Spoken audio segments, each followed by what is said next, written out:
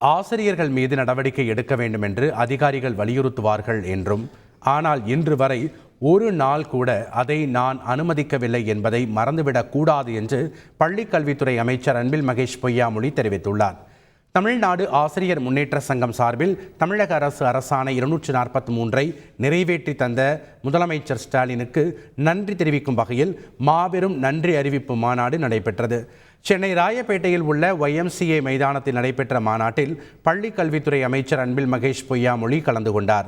நிகழ்ச்சியில் பேசிய பள்ளி அமைச்சர், 53,000 ஆசிரியர்களுக்கு ஒரே கையெழுத்தில் விடியலை தந்தவர் மறைந்த தலைவர் கருணாநிதி என்று கூறினார். ஆசிரியர்களுக்கு என்றும் பக்கபலமாக முதலமைச்சர் ஸ்டாலின் அரசு திகழும் என்று அமைச்சர் மகேஷ் பொய்யாமொழி தெரிவித்தார். மூலமாக என்னுடைய இதயத்தில் ஆங்காங்கே குத்தி கொண்டுதான் இருக்கிறார்கள். அது தவறு இல்லை. ஜனநாயக ரீதியில் ஒரு அரசாணை வருகின்ற போது அதற்கு நன்றி தெரிவிக்கிற ஒரு சங்கத்துக்கு உரிமை உண்டு என்பதை போல அதை எங்களால் ஏற்க முடியாது என்று சொல்வதற்கும் அவர்களுக்கு உரிமை உண்டு. எங்களை பொறுத்தவரைக்கும் இடைநிலை ஆசிரியர்களுக்கு இடையூறு செய்பவர்கள் நாங்கள் அல்ல.